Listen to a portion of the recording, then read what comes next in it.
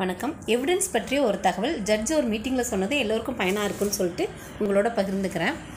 ஒரு குற்றத்தை நிரூபிக்க எவிடன்ஸ் அப்படிங்கிறது ரொம்ப முக்கியம்.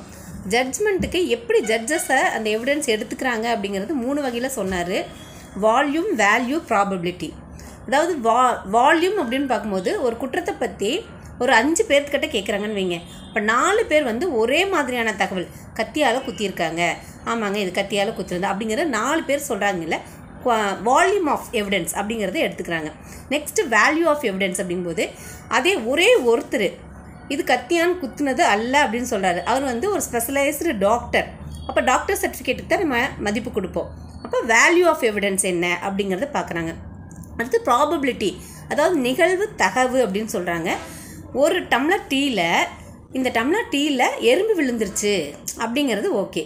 யானை விழுந்துருச்சு அப்படின்னு சொன்னாங்கன்னா என்ன, அது நிகழக்கூடிய ஒரு தன்மையா அப்படிங்கிறத வச்சு அந்த எவிடன்ஸை நம்ம எடுத்துப்பாங்க.